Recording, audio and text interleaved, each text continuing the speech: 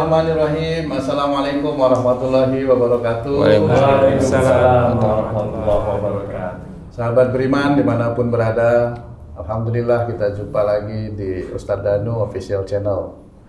Apa kabar semua sahabat beriman? Mudah-mudahan kita dalam keadaan sehat dan senantiasa dalam lindungan Allah Subhanahu wa Ta'ala. Amin.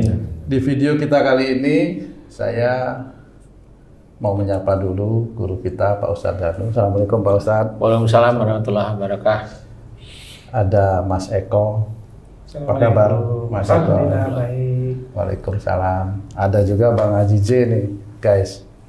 Assalamualaikum. Alhamdulillah baik. Waalaikumsalam warahmatullahi wabarakatuh. Nah sahabat beriman, sebelum kita mulai video ini, kayaknya Bang Haji J mau pantun dulu nih. Enggak lah. Oh, enggak. Langsung aja. Kita kali ini mau ngobrol-ngobrol mengenai Kehidupan pribadi Haji Zain. itu guys, kita mau tanya nih, mau ngulik nih kehidupan pribadinya Bang Haji J. Gitu kan Bang Haji? Soalnya gini, saya sering ada cerita apa keluhan nih. Pak, besok WA-in aku dong. Apa? WA-in aku dong. Itu Pak Ustaz. Jadi waktu itu pernah salah WA ke Pak Haji J. Jadi Pak Haji J marahin saya. Oh, itu WA-nya kurang tegas. Bilang Pak Haji datang ke sini gitu. Sebenarnya apa yang terjadi itu Pak Haji? Waduh. Patung. Sebenarnya sih kalau untuk hal tersebut ya tentang keluar rumah kan perlu izin. Izin itu artinya pamitan sama istri. Tinggal pamitan aja kan nggak ada masalah. Pamitan kalau diizinkan. Loh, emang istrinya harimau atau gimana juga? Gimana sebenarnya? Iya, maksudnya begini. Ada hal-hal yang sifatnya prioritas. Kalau pergi itu paling tidak menghasilkan uang. Itu Pak Ustaz. Katanya kalau pergi harus Gak apa-apa wong ide apa namanya? Ide. Itu kan keinginan. Jadi kalau masih main-main gitu, jalan-jalan, mending di rumah aja. Ngapain? Ya beres-beres rumah. Itu harus bilang juga. Ini kan juga harus menghasilkan. Gitu. Dari mana saya hasilkan ini? Nah, makanya gimana caranya kalau pergi itu harus menghasilkan uang. Tapi saya pikir-pikir juga benar juga ya. Kalau pergi nggak menghasilkan uang, pasti di rumah nanti nggak makan juga. Itu sejak dulu apa sejak pensiun ini? Dari dulu Ternyata dari dulu. Kalau pensiun kan wajar, sudah tidak bekerja. Oh gitu. Tapi sih sebenarnya Pak Huri, apapun yang dilakukan suami di luar, itu yang terpenting di rumah sudah rapi dulu. Nggak ngerti saya, maksudnya gimana tuh Pak? Di rumah udah rapi dulu, maksudnya kursi itu dipindah-pindahin gitu apa? Saya juga bingung ya. Maksudnya gini Pak Huri. Nah, kalau pergi keluar, ini udah nggak kerja nih ceritanya nih. Kalau kerja mah ya gitu juga. Sebelum berangkat kerja harus rapi dulu di rumah gitu kan. Rapi itu apa? Apa rapi itu apa? Merapiin kaos baju, mau kerja atau rapi yang lain? Banyak. Apa banyak? Coba. Misalnya 5 aja deh. menyapu. Nyapu, oke, ya nyapu satu. Mengepel, oke, ngepel. Nyapu dan ngepel kan nggak cuma nyapu terus ngepel, paling nggak bersih semuanya tuh dilap-lap, bersih-bersih. Terus baru terakhirnya dipel. Dipel, terus. Habis dipel, sudah rapi semua, belanja. Hah? Ini belum kerja, ini belum ya? Sebelum berangkat kerja, oke. Belanja untuk memasak. Yang keempat itu ya. Habis belanja? Sudah semua, baru berangkat. Baru berangkat. Pulang suruh beli makanan atau makan dari belanjaan. Yang masak siapa? Kan tadi belanja ini belum masak nih. Saya kerja, berarti yang masak istri dong. Oh gitu. Nggak Untuk sepeda nih. Untuk masak untuk siapa, Ji? Ya untuk istri makan, kan saya kerja. Kerja. Seperti itu. Nah, pasti kan ada sebabnya. Iya. Gimana sebabnya? Sebabnya itu kan istri saya ini punya kekurangan. Tidak dapat mendengar dengan baik lah. Dengan baik. Jadi kalau ke pasar nggak bisa komunikasi. Ya. Nah, jadinya apa ya? Jadinya menjadi. Jadi dia malu atau apa gitu. Minder gitu ya. Tapi jangan tanya yang lain kenapa nyapu nggak. Hubungannya karena tangannya nggak bisa ngomong, Pak. Itu Ji, itu sejak menikah memang beliau kurang mendengar atau setelah menikah 10 tahun umpamanya atau? Kalau sekarang 2021, ya. Kalau itu sekitar 15 tahun yang lalu. Mulainya. Menikahnya sudah 31 tahun yang lalu. Oh, alhamdulillah. Berarti 16 tahun setelah menikah, terjadilah tragedi yang harus lapor itu ya. Lapor, Pak. Oh gitu. Ya. Itu wajib disyukuri juga itu. Iya, Ustaz. Iyalah. Itu kalau seperti itu Pak Ustadz, kasusnya itu kan laki-laki pemimpin bagi kaum wanita itu. Kalau seperti kasus Pak Haji J gimana tuh, Pak? Ya itu pemimpin, kalau belanja mimpin dia, nawar yang ini kan mimpin itu namanya. Itu yang nyapu. Bahkan belanja saya ngomong. Kalau nyapu ya mimpin gini caranya nyapu gitu sebenarnya gitu. Kasih contoh. Tapi rapi semuanya, nyontoinnya gitu. 15 tahun ngasih contoh ya. Kasih contoh. Itu memang kalau sebelum apa namanya? Sesudah menikah berarti memang ada sesuatu, Pak Haji. Kalau sesudah menikah, ya beliau kurang itu. Kalau telinga itu ya untuk mendengarkan, biasanya mendengarkan nasihat susah. Kalau mendengarkan sesuatu yang ganjel atau nggak enak, jengkel, walaupun diem. Atau pernah bersumpah, umpamanya menyumpahi sesuatu, umpamanya. Tapi menyumpahi sesuatu bukan yang di bawahnya, di atasnya, umpamanya. Nyumpahin orang tua, umpamanya, atau nyumpahin mertua. Nah itu bisa berdampak di pendengaran seperti itu. Tapi nggak ngerti, punya istri kan iya yang mana? Mungkin sebelum tanya. Tapi Pak Haji ikhlas melaksanakan itu ya? Ikhlas. Mungkin ada yang mau ditanya sama Pak Ustadz mengenai tadi itu, Pak Haji? Iya, Ustadz. Apakah yang saya lakukan ini sudah atau belum memenuhi ajaran dari Islam? Yang mana? Menyapu, ngepel, belanja, dan lain-lain, membantu istri itu. Sebenarnya itu nggak salah. Nggak salah. Rasul pun membantu istri beliau. Tetapi dalam konteks istrinya memang mengerjakan tugas-tugasnya yang lain. Nah, Rasul itu membantu yang memang belum bisa dipegang. Jadi tidak semuanya dikerjakan oleh Rasul. Seperti itu. Jadi itu boleh. Tetapi kalau memang kesannya semuanya dikerjain, lah kerjaan beliau itu apa? Nyapu, ngepel, sudah cuci baju. Cuci sekarang udah ada mesin cuci. Enggak dulu. Ya kadang-kadang. Kadang-kadang banyak, seringnya yang siapa? Ya yang waktunya luang aja. Ya waktunya luang siapa? Iya. Kan istri kali waktunya luang, nyapu sudah luang. Ngepel sudah luang dulu lagi. Dulu dia kerja Ustaz, kerja. Terus? Setelah nggak kerja lagi juga. Iya.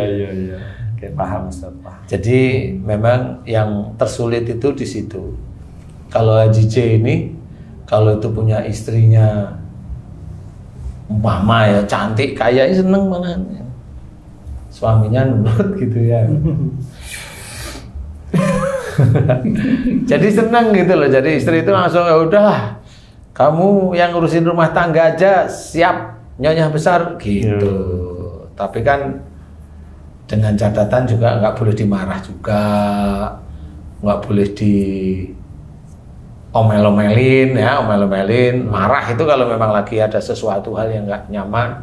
Ngomel itu ya sehari-hari umpamanya. Itu kan ya nggak enak juga itu Ji.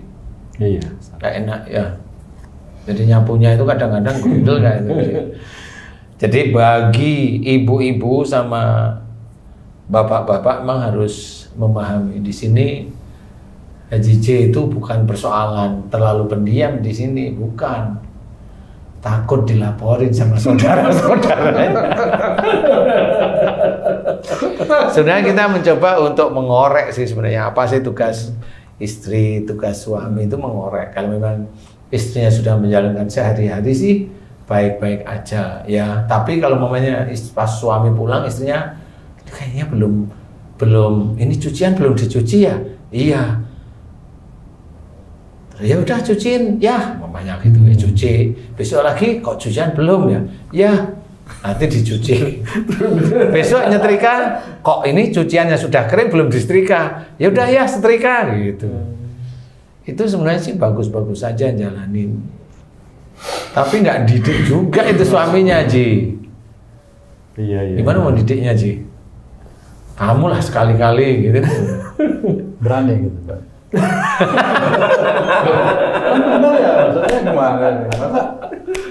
Masa kan biasanya wanita dijajah siapa? Gitu. Itu laki-laki. Wanita dijajah Pak Tung sejak dulu. Gitu. Ini Bendera mulai berubah. Jadi ya memang harus belajar semuanya. Karena yang harus kita sadari itu adalah ku anfusakum wa alikum naro, itu harus benar-benar difahami. Jadi jagalah dirimu dan keluargamu dari api neraka, itu memang harus kita dulu yang belajar. Haji J itu kan agamanya cukup bagus itu sebenarnya, tapi memang harus dikerjakan. Jadi saya tidak menceritakan kekurangan Haji J, cuma ya saya lihat ya kurang. Bukan kurang tuh saya salahin ya Ji ya, enggak, tapi ya ayolah Ji. Haji J kan hafal Arijalu kawamuna ala nisa, Arijalu kawamuna ala nisa. Laki-laki adalah pemimpin dari wanita dijajah pria sejak dulu. Jadi Pak Haji harus belajar, Pak Haji laki-laki ya harus belajar. Kayak Pak Tung coba tanya deh, Pak Haji tanya, kalau jadi laki-laki gimana Pak Tung sama istrinya gimana gitu. Pak Tung? oh, saya kalau mau pergi dikasih duit, mau saya. Oh gitu. Ternyata kita sama. Kita ini termasuk suami-suami yang takut istri.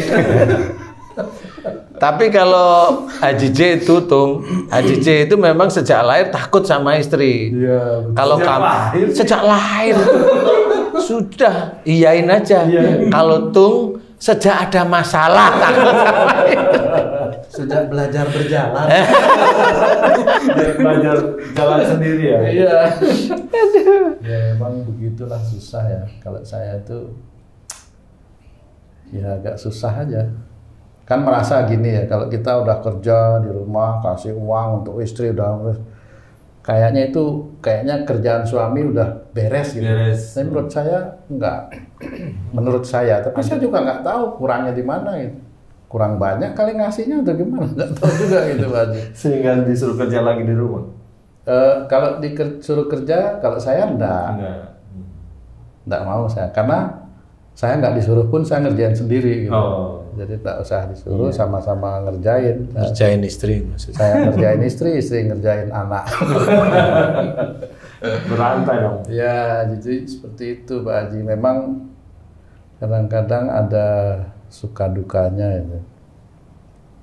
Dulu pernah saya ada satu cerita nih Pak Haji, Pak Ustadz, saya ada satu cerita. Saya pergi ke satu majelis sebenarnya. Pulang saya agak malam ya. Dikunciin pintu sama istri saya. Padahal bilang ya, pamit ya? Pamit. Nah, cuman kan ya jangan malam-malam pulang. Ya nggak malam. Itu malam pulang jam 2 kalau nggak salah. Pagi itu namanya? Belum, subuh aja belum. Pagi lewat jam 12, pagi udah. Jam 2 itu subuh aja belum, jam 2 pulang. Saya ketok, nggak dibukain pintu, lama 15 menit. Terus pintunya nggak dibukain, kunci dibuang dari atas, klincing. Oh, ya udah masuk. Ya seperti itulah. Kadang-kadang kan mungkin dia capek. Tidak saya mikir, atau mungkin saya yang lalai. Saya bilang ya nggak terlalu malam. Ternyata jam 2 menurut dia malam gitu. Menurut saya sih belum malam. Berarti ya, harus ada persamaan persepsi Pak sama yang itu, kalau malam itu sekian, pagi sekian. Ya, akhirnya karena terlalu sering ya biasa. Daripada kau lemparin kunci, aku bawa aja kuncinya. Ya udah gitu. Akhirnya terjadilah rumah tangga itu ya seperti itu. Situasi yang kurang kondusif lah. Kalau saya melihat seperti keluarga Pak Ustadz ya, guru kita itu, saya terus terang saya iri gitu. Masya Allah, saya melihat bagaimana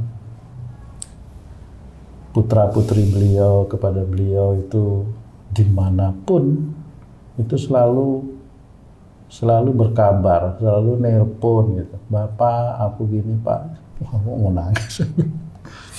Kadang-kadang saya iri kadang-kadang itu Pak Ustadz. Saya pikir siapa yang salah ini? Saya juga bingung. Anak saya itu enggak pernah tuh mau berkabar dia di mana, lagi ngapain, sama siapa, pulang kapan ya. Kadang saya mikir apa dulu saya seperti itu sama orang tua saya ya. Perasaan enggak ya? Perasaan gitu Pak Haji. Saya pikir-pikir itu, iya. Seperti itu. Saya kalau lihat keluarga Pak Ustadz itu terharu saya. Pengen seperti itu. Pak Haji pengen nggak seperti itu? Pengen membina yang ada seperti itu Pak Uri. Bukan pengen yang lain. Berarti saya salah ngomong.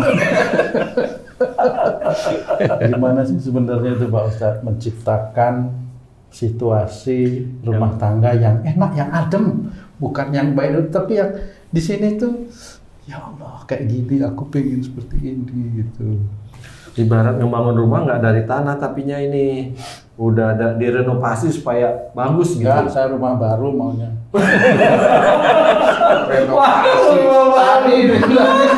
Renovasi. Kan sekarang ini udah ada nih bentuknya supaya boleh baik sih. gitu. Sebenarnya kamu harus ngormatin Haji C itu. Memang renovasi boleh-boleh aja. Wong Haji C itu nyapu sejak dulu sampai sekarang nyapu tetap. Apa yang mau renovasi? Ngepel tetap ngepel.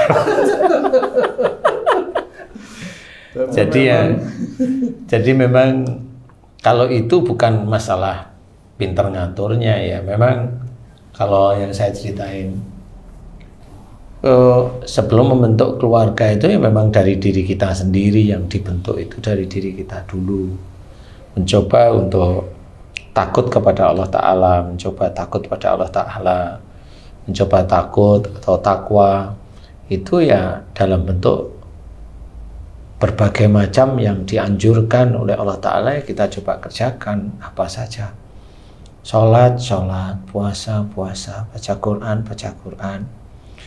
Disuruh untuk hormat pada orang lain, hormatilah orang lain, tanpa merasa kita itu orang penting, atau kita bukan orang penting tapi mementingkan kita seperti orang penting. Nah, itu ya sama aja. Nah, orang-orang seperti yang seperti orang penting padahal nggak penting itu banyak sekali, sehingga pada saat dia beranjak dari mulai remaja ke dewasa sebelum nikah itu memang tidak siap semuanya, relatif tidak siap.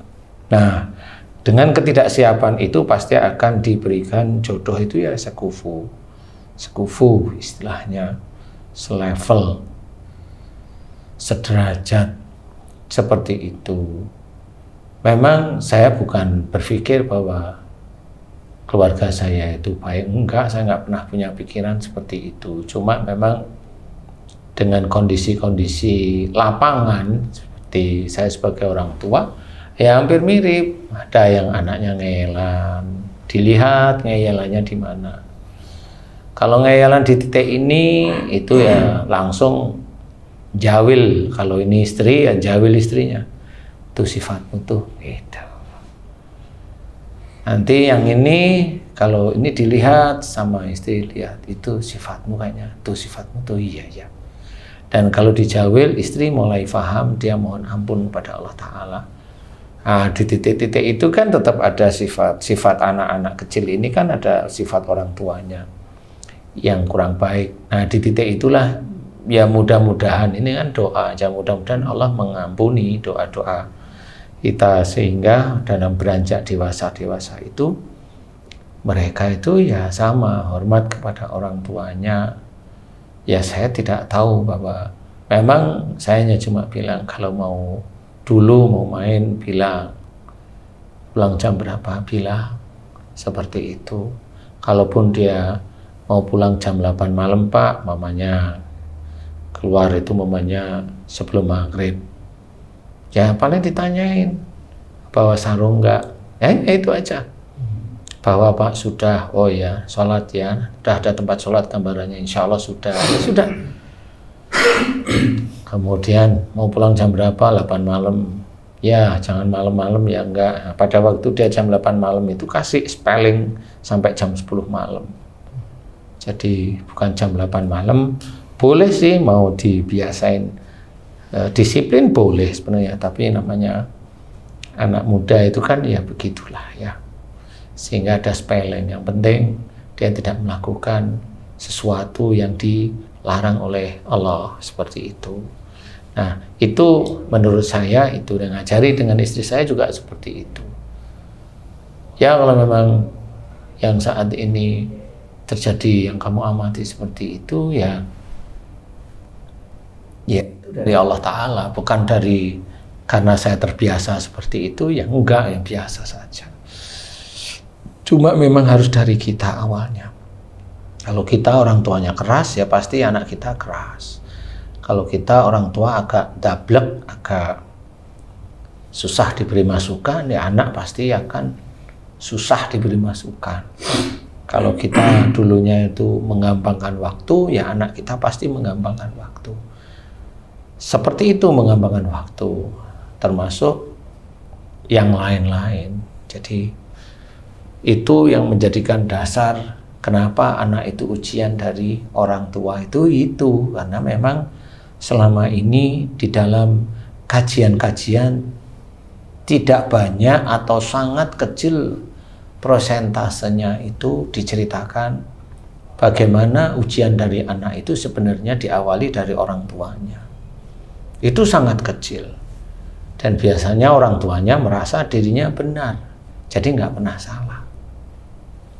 Apapun bentuknya anak yang salah menurut orang tuanya itu. Kalau saya ada, misalkan saya sering nangani masalah-masalah anak, masalah ini, ya orang tuanya saya kasih tahu. Karena apa ya? Karena memang itu diawali dari orang tua.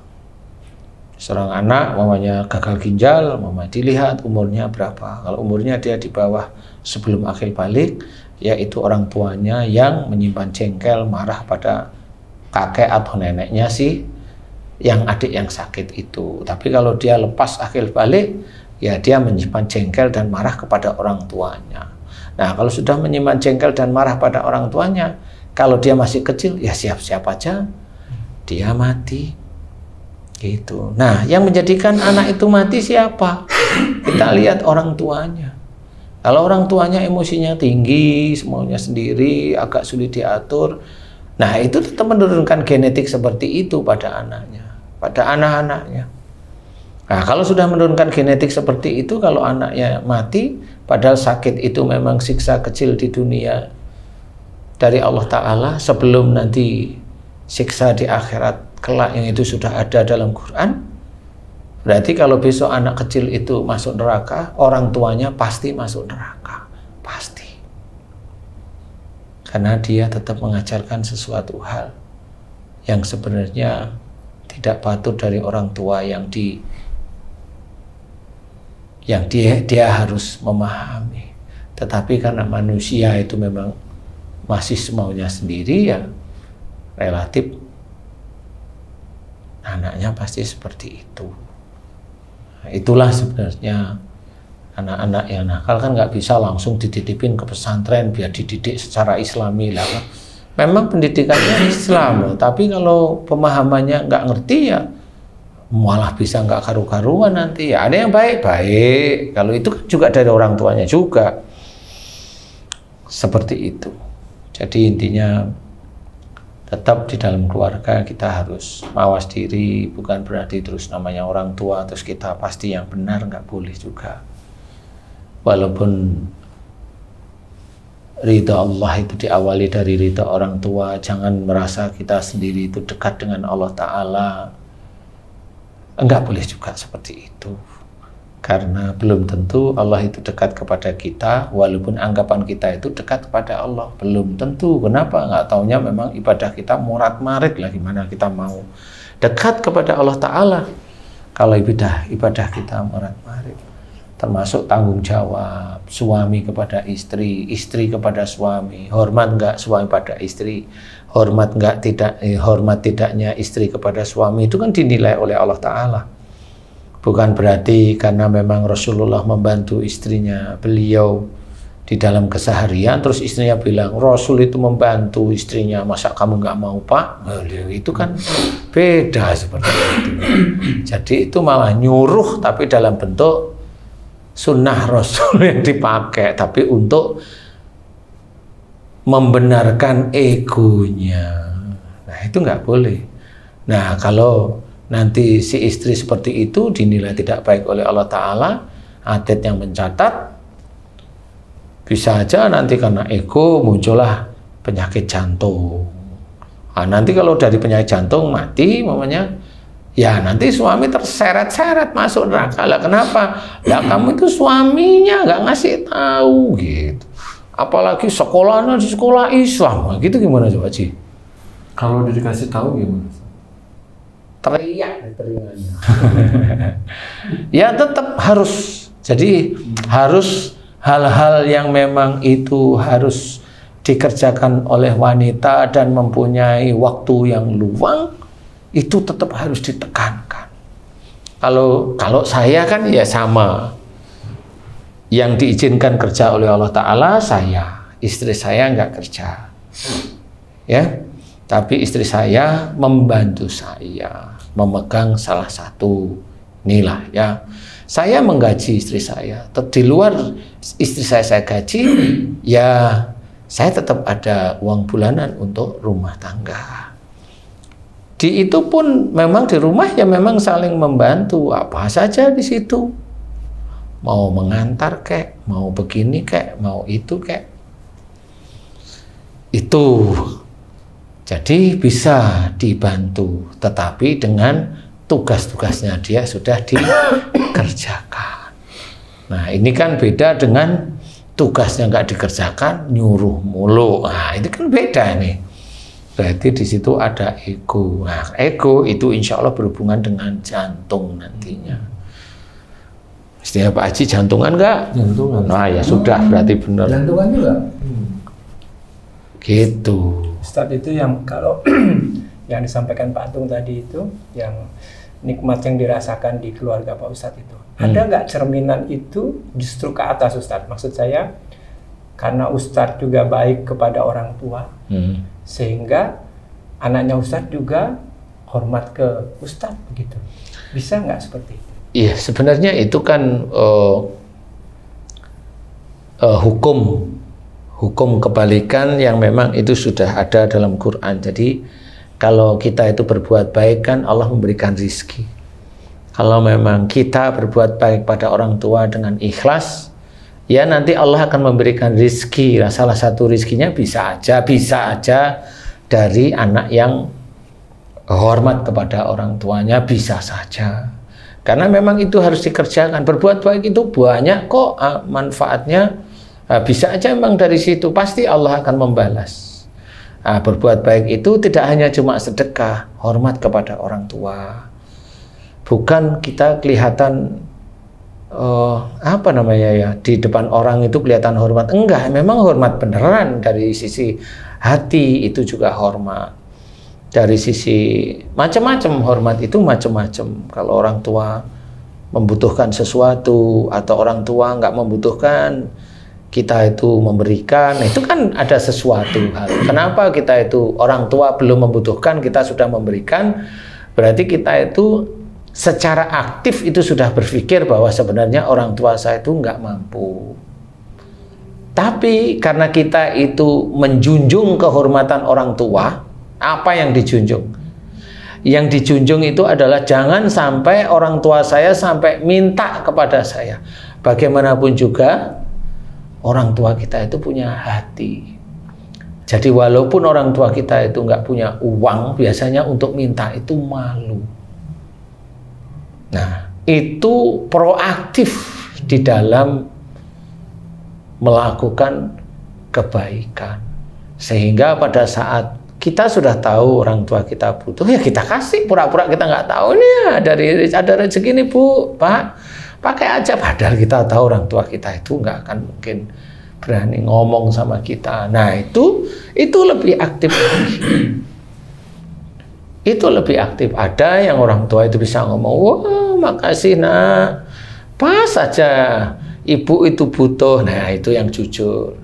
Kalau memang ibunya juga sungkan bilang terima kasih, diem, ibunya ngomong sama suaminya, ya alhamdulillah ya Pak, ya pas kita butuh kita dikasih anak. Itu yang dengar itu siapa? Allah itu yang dengar. Nah yang begitu itu jarang sekali orang paham. Padahal yang kita kerjakan itulah besok rizki kita. Orang nggak paham. Berbuat baik itu nggak cuma sholat untuk diri kita, nggak cuma baca Quran aja. Kita menjaga jangan sampai orang tua kita malu untuk meminta kepada kita. Kalau kita itu ingin sombong, ujub, ada riak namanya, kita akan nantang orang tua. Kamu kan nggak punya uang, mintalah sama saya. Nah itu nantang, itu ada ujub sama riak. Nah itu jangan sampai seperti itu. Karena hal tersebut itu banyak terjadi pada orang-orang zaman sekarang, zaman kemarin-kemarin. Tetapi kalau kita sudah mulai paham tentang tauhid, ya nggak perlu, kasih aja sama beliau, kasih aja sama beliau. Pura-pura kita nggak tahu, walaupun sebenarnya kita tahu. Yang kayak tadi, nggak perlu sampai mendengar orang tua itu bilang, nah aku butuh uang, nggak perlu. Kasih, sehingga tahu, oh ini sudah diterima. Dia akan berdoa sendiri sama Allah Ta'ala. Nggak mungkin doa orang tua itu, ya Allah aku memohon kepadamu, saya sudah diberi rizki oleh anak saya, bunuh anak saya ya Allah, kan nggak mungkin. Pasti doanya baik, pastilah seperti itu. Nah di titik itulah sebenarnya yang jarang sekali itu diungkapkan oleh orang lain. Nah ini di keluarga kita aja begitu kok. Istilahnya kalau saya boleh menceritakan itu, jangan sampai istri kita pun minta kepada kita tentang uang belanja. Gimana caranya? Kita berusaha. Walaupun mepet, Ustadz, iya saya juga pernah mepet. Dan istri saya juga nggak pernah tahu bahwa saya itu kepepet. Tapi nggak perlu sampai istri saya itu minta uang belanja kepada saya. Gara-gara saya itu hanya pingin dilihat bahwa saya suami yang bisa ngasih dia uang, kan nggak perlu. Disitulah rasa menghormat kepada istri itu, insya Allah menurut saya itu lebih. Jadi kehormatan istri itu diangkat, ditinggikan. Jadi istri itu tidak merasa, dan dia nggak pernah punya rasa malu untuk minta uang. Lah kenapa? Dia nggak pernah minta uang, sudah ada, itu kan malunya dia sudah kita selesaikan tanpa dia itu tahu. Begitulah, sama seperti kalau kita difitnah, nggak perlu kita itu balas fitnahan. Tidak perlu kita itu kalau orang-orang artis itu klarifikasi, nggak perlu. Apalagi yang fitnah kita itu saudara kita, senyum aja nggak apa-apa. Nah di situ itulah kehormatan saudara kita itu harus kita junjung, walaupun saudara kita merendahkan kita, nggak apa-apa. Yang bisa menilai itu kan Allah sama malaikat Allah. Kenapa takut dengan manusia? Kan gitu. Yang memberi rezeki itu Allah, bukan dia. Kenapa takut hanya cuma difitnah? Kan nama kita jelek Ustadz. Iya, biarin aja. Rasakan aja nama jelek itu adalah pahala untuk kita sebenarnya. Pahala yang disiapkan oleh Allah Ta'ala untuk kita melalui fitnahan dari mulut-mulut orang-orang seperti itu pahala kita. Dan orang yang memfitnah nggak tahu kalau sebenarnya dia sudah dimasuki oleh dosa-dosa kita yang dikasih ke mereka, dan nanti kalau dosa-dosa kita habis, pahala dia, amal solehnya dia diberikan kepada kita. Makanya kalau fitnah memfitnah itu hati-hati, walaupun itu di medsos, hati-hati, karena itu tetap bergulir. Bukannya malaikat itu nggak bisa medsos, ya sak muni-munimu aja ya toh. Seperti itu. Jadi berbuat baik itu banyak. Terhadap keluarga itu banyak. Menjaga kehormatan suami, menjaga kehormatan istri, dijaga sebenarnya. Bukan dengan ego. Tidak bisa. Sesuatu itu tidak akan selesai dengan ego kita, itu tidak bisa. Tetapi kalau kita coba jaga kehormatan istri kita atau suami kita, ya nanti kita sendiri dijaga kehormatan kita oleh Allah Ta'ala. Insya Allah seperti itu setahu saya. Makanya kayak tadi hal-hal yang kelihatannya sepele, kan nggak harus orang tua itu harus minta kepada kita, kan nggak harus. Kalau umpamanya kamu punya hutang kepada seseorang, umpamanya hutang 100 juta, dan orang itu sebenarnya ikhlas menolong kamu. Karena kalau orang biasa mumpung nggak ditagih, kan gitu ya. Jangan. Itu beban di akhirat. Kalau kamu dikasih rizki sama Allah Ta'ala, lebih siap-siap bayar hutangnya walaupun dia tidak minta kalau tahu nomor rekeningnya. Gimana caranya kembalikan uang tersebut? Itu sama berbuat baik. Memang orang itu nggak melihat kamu, tapi Allah melihat kamu bahwa kamu sudah melunasi. Seperti itu. Makanya kalau tadi ada orang tua meminta kepada kita, kita sudah tahu sekali dua kali meminta di titik ini, tanggal ini, berarti kita harus paham, nggak perlu orang tua meminta lagi. Sebelum tanggal itu kasih. Nah itu namanya berbuat baik kepada orang lain tanpa menurunkan derajatnya orang tersebut. Memang itu susah. Tapi itu Allah sangat suka. Dan orang-orang tersebut insya Allah akan dimuliakan. Karena memang Itu susah. Kadang-kadang kita dengan orang tua aja masih ngomong nggak enak, merasa kita itu ya benar, merasa kita itu mampu. Untuk nyetop mau tidak bicara aja masih susah. Itu nanti akan berdampak pada kehidupan kita kalau memang kita melakukan itu. Pasti akan berdampak, nggak akan mungkin. Apalagi kita termasuk orang yang mau belajar dekat kepada Allah Ta'ala untuk bertakwa. Pasti akan dimunculkan.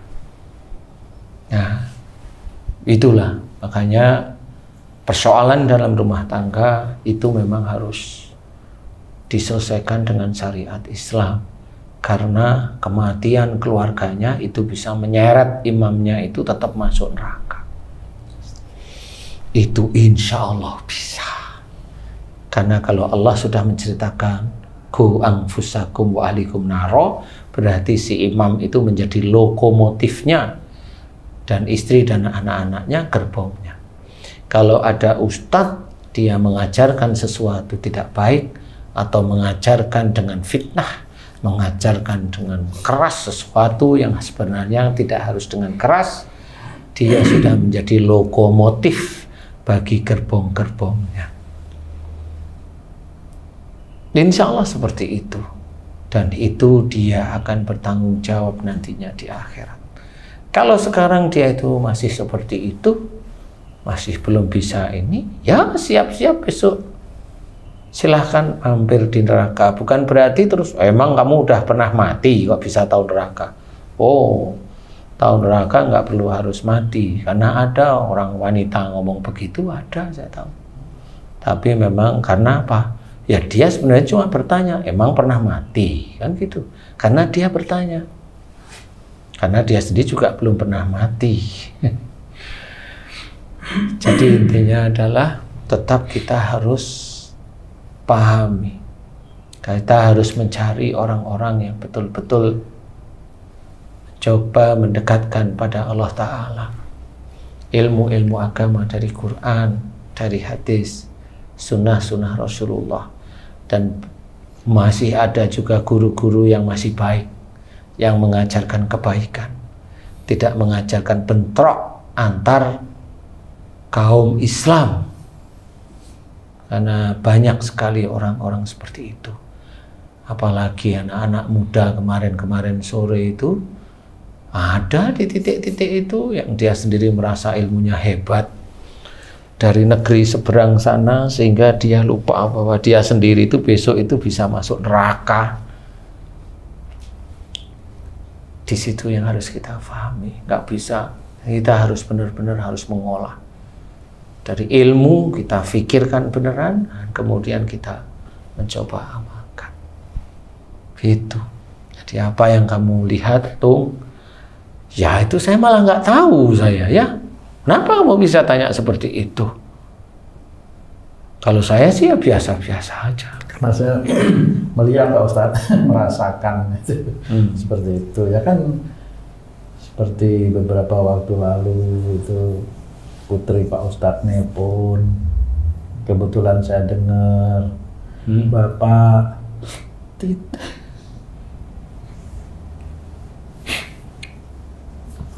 dengan suara yang santun, sopan.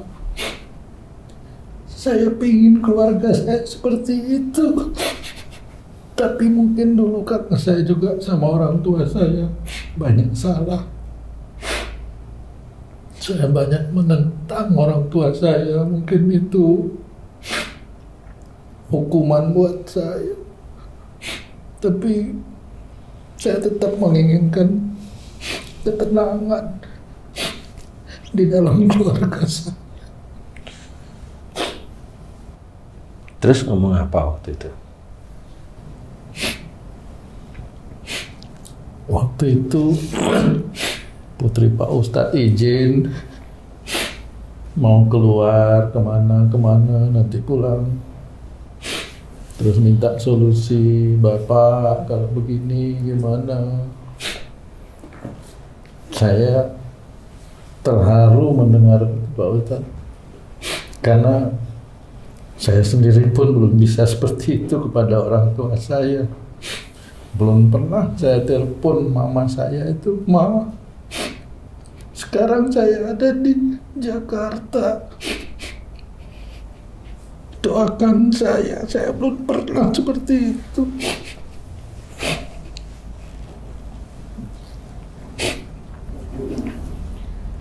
Saya banyak salah, tapi saya tetap ingin keluarga saya itu selamat dari api neraka. Amin, amin. Amin. Iya sih. Saya juga Ustaz. Saya tambahin satu kasus juga Ustaz yang terjadi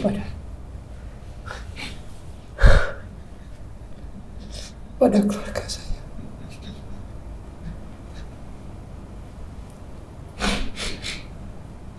Saya sebenarnya sangat sayang pada kedua orang tua saya.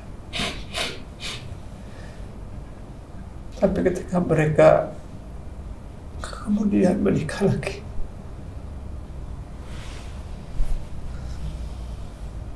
ada rasa yang saya seperti membangkang. Dan saya sudah menerima, kalau dalam bahasa saya mungkin hukuman Ustaz, anak saya meninggal. Saya pengen itu tidak terjadi kemudian di keluarga saya. Saya masih berusaha terus untuk memohon ampun atas kesalahan saya yang susah sekali. Apa sebenarnya yang harus saya lakukan, Ustaz? Iya. Iya, memang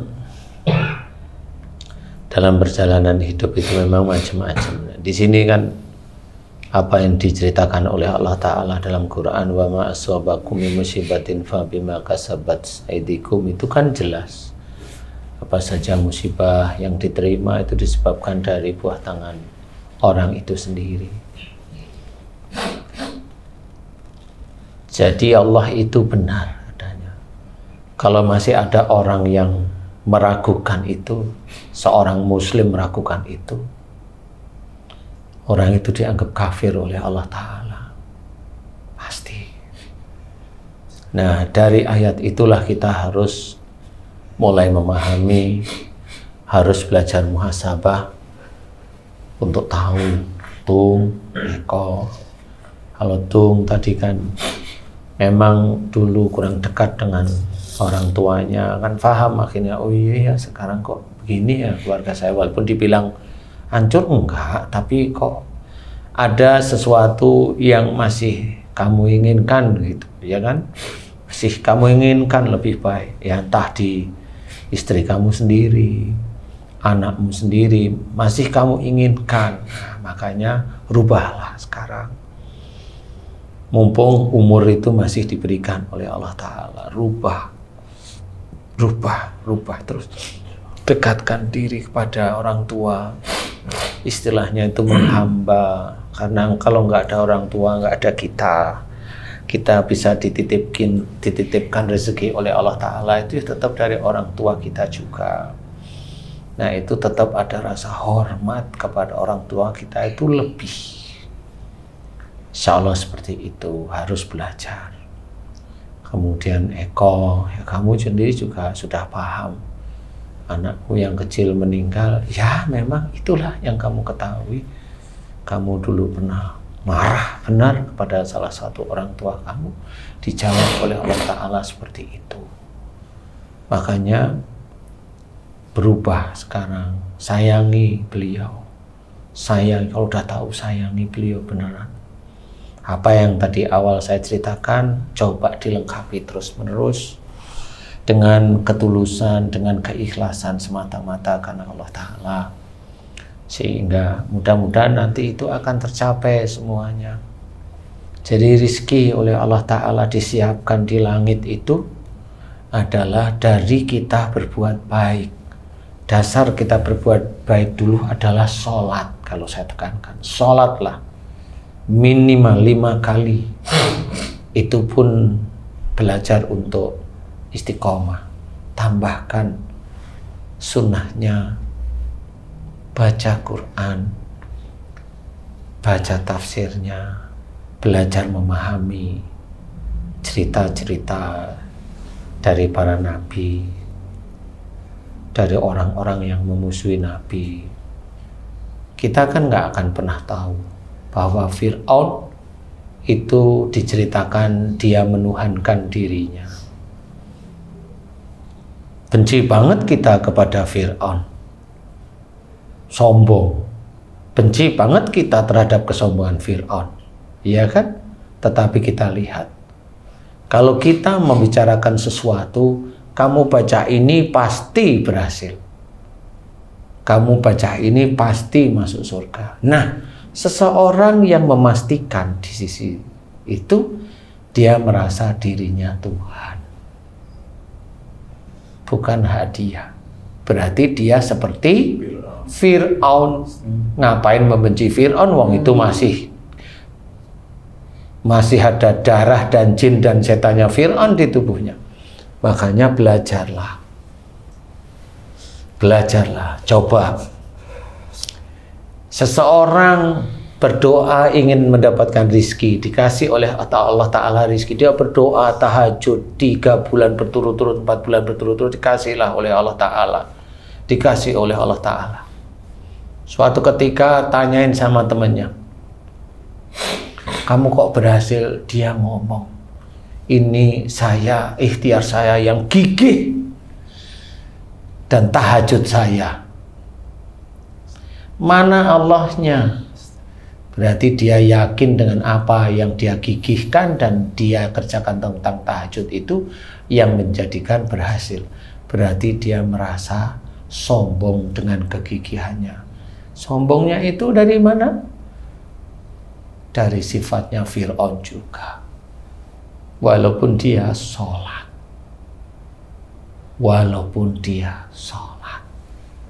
tapi sifat-sifat seperti itu harus kita tinggalkan. Jangan hanya cuma benci sama Fir'aunnya aja. Jangan sampai benci juga dengan Abu Jahal. Kalau memang nggak taunya kita itu punya sifat-sifat seperti itu. Keras, kaku, memfitnah. Kerjaan siapa itu? Kerjaan Abu Jahal dan orang-orang munafik.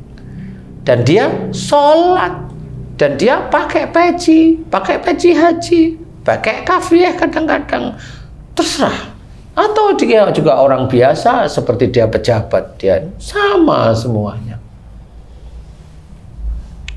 Disinilah yang harus kita sadari, bahwa seorang muslim pun, walaupun dia itu mengatakan la ilaha illallah, tetapi masih banyak orang-orang muslim yang menuhankan dirinya. Tidak sadar, tapi dia sadar. Makanya tauhid itu harus kita kuatkan. Kita harus belajar beneran. Jangan sampai ucapan la ilaha illallah itu yang kata teman-teman dakwah itu, orang yang mengucap la ilaha illallah pasti masuk surga, nggak taunya dia merasa dirinya Tuhan. Dirinya sombong. Karena apa? Karena dia mampu. Orang lain tidak mampu, dia mampu. Ada kesombongan, ada ujub, ada riya. Dan itu tidak disukai oleh Allah Ta'ala. Amal solehnya habis. Kalau sudah habis, emang dia sadar dia ujub, riya, sombong? Nggak sadar. Nggak akan sadar. Karena dia sudah merasa lebih daripada orang lain, dan orang lain yang berbicara dianggap orang itu ilmunya lebih rendah dari dia, sehingga dia lupa bahwa itulah sifat-sifat Fir'aun yang tidak mau diberi penjelasan oleh Nabi Musa bahwa sembahlah Tuhanmu. Dia lupa, akulah Tuhan. Kalau Fir'aun bilang dirinya Tuhan, kalau orang muslim yang lupa, dia tidak bilang dirinya Tuhan, tetapi gaya kata, perilakunya dia memiripkan dirinya Tuhan. Itu dinilai oleh malaikat atid. Kalau dia tidak tobat kepada Allah Ta'ala, kembali ke jalan Allah, ya dia akan masuk neraka selama-lamanya. Karena syirik dan musyrik itu dilarang oleh Allah Ta'ala. Kalau dia meninggalnya masih dalam keadaan musyrik atau syirik itu, ya dia nggak akan masuk surga. Lah dia menuhankan dirinya dan dia nggak pernah tobat. Habis dari mana? Itu yang bangun jembatan itu saya, ini yang mengadakan negara ini begini, ini saya, ini itu. Sudah, dia bermain Tuhan-Tuhanan. Ya nggak apa-apa. Silahkan aja. Nah, itulah yang harus kita ketahui dan sadari. Jangan benar-benar nanti akan masuk neraka, nggak akan keluar. Tetap yang memberikan rezeki kita adalah Allah. Tetap yang menjadikan kita itu bisa bekerja setiap saat itu Allah. Tetap yang senantiasa kita itu bisa berdakwah itu tetap Allah, bukan kepandaian kita. Kepandaian seseorang berdakwah itu emang dari dia belajar dari ilmu ini, ilmu itu, hafal, terus jadi ujub riya. Terus kalau saya tanyain, otakmu yang punya siapa? Yang punya bapak ibuku. Masa begitu? Karena saya anak bapak dan anak ibuku. Jawab aja terus, bapak ibumu dari mana? Nanti ketemunya Nabi Adam, siapa yang bikin? Selesai. Walaupun bertahun-tahun ngurutkan nasabnya kan gitu. Nggak perlu. Otak kita milik Allah Ta'ala. Berarti kalau seseorang diberi, dititipi, diizinkan oleh Allah Ta'ala pandai, itu dari Allah Ta'ala. Nggak usah ujub, nggak usah riya. Siapapun termasuk saya. Saya belajar untuk tidak mau belajar. Nah, disinilah sebenarnya harus kita sadari. Ayo kita luruskan. Tidak hanya cuma niat, aplikasi sehari-hari. Apa yang diceritakan Haji J tapi nggak lengkap karena takut dibilang sama saudaranya. Apa yang diceritakan Tung dan Eko, ayo sekarang kita luruskan. Serius, karena kita sendiri akan bertanggung jawab. Kita, keluarga kita, gerbong-gerbong kita itu kita yang bertanggung jawab nantinya. Jangan sampai kita menganggap kita benar. Insya Allah seperti itu. Kebenaran hanya milik Allah Ta'ala. Kita hanya berusaha menjadi orang yang baik. Berusaha menjadi orang yang taat. Berusaha istiqomah sholat. Ya wajib, ya sunnah. Berusaha istiqomah baca Quran. Berusaha istiqomah hormat pada istri, berusaha istiqomah hormat pada suami, berusaha istiqomah hormat kepada orang tua, berusaha istiqomah hormat kepada orang yang tidak kita kenal. Bukan sebaliknya, kita merasa bahwa kita lebih tinggi dari orang-orang itu, sehingga kita tidak bisa tersenyum dengan orang-orang itu.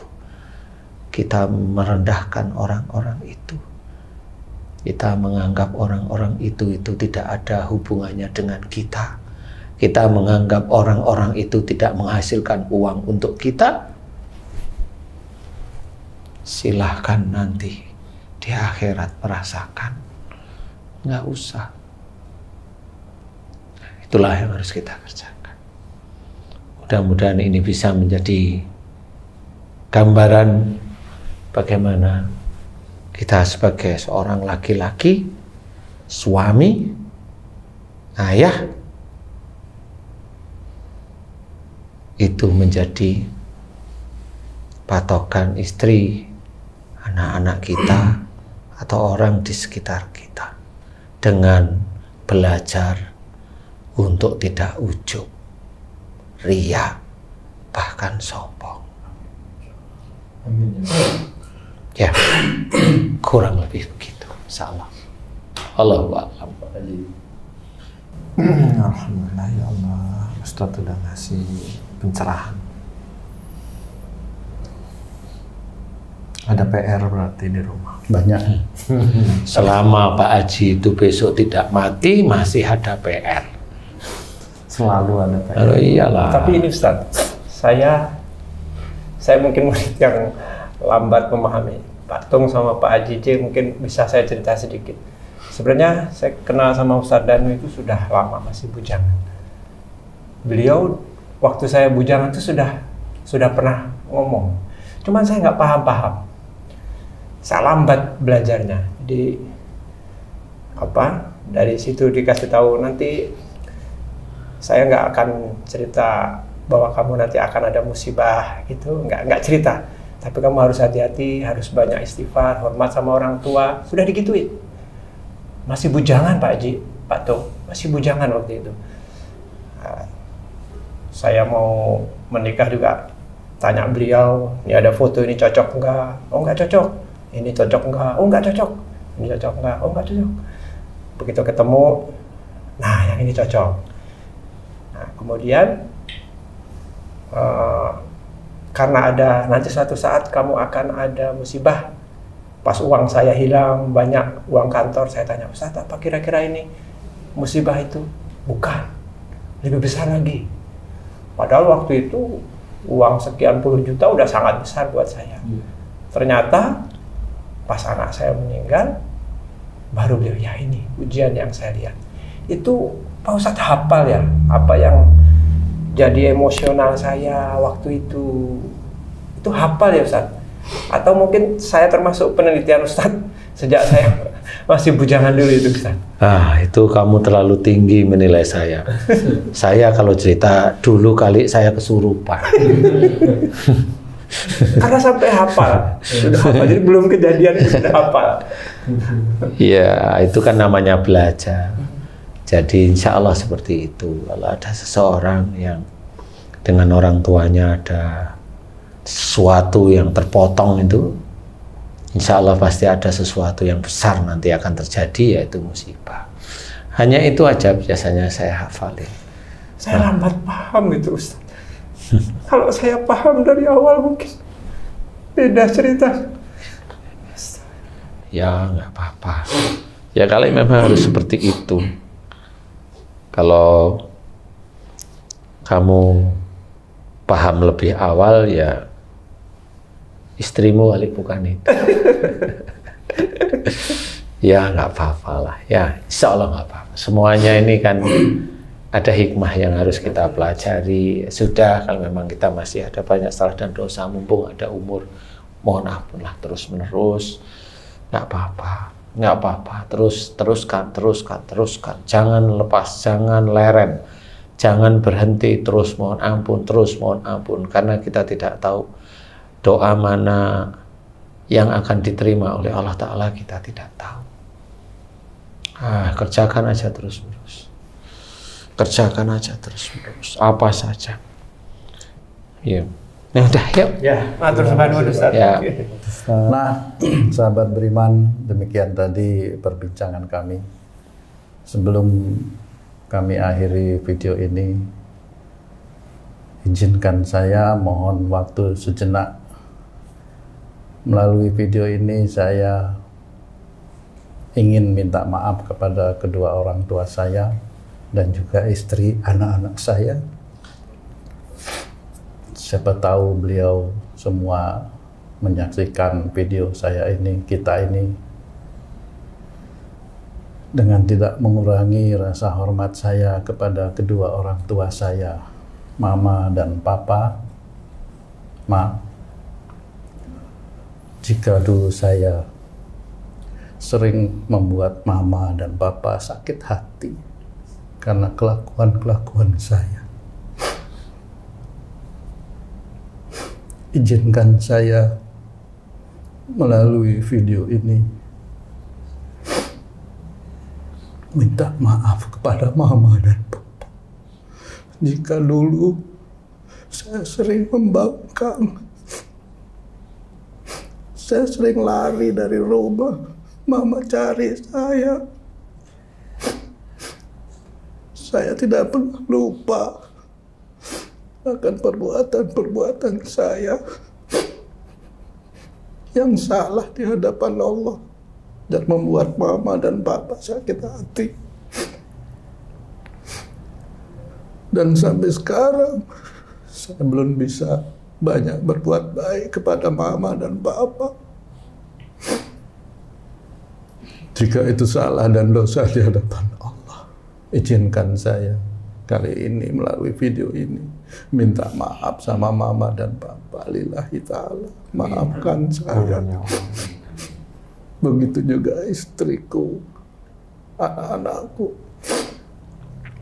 Jika saya sebagai suami selama ini belum bisa mendidik kamu menjadi istri yang soleh dan anak-anak yang soleh dan solehah di hadapan Allah, melalui video ini izinkan saya, suamimu dan ayah dari anak-anakku, minta maaf karena banyak sekali kesalahan-kesalahan saya yang telah saya lakukan yang menyebabkan kamu, istriku, mungkin sakit hati dengan saya, anak-anakku. Maafkan papa. Doakan papa supaya papa bisa berubah. Papa harus berubah. Papa harus selamatkan keluarga papa.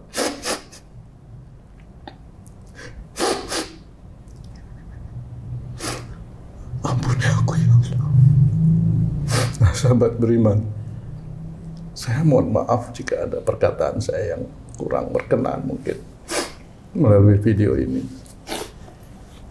Mudah-mudahan tayangan video ini banyak bisa memberikan manfaat buat kita semua, khususnya buat para suami,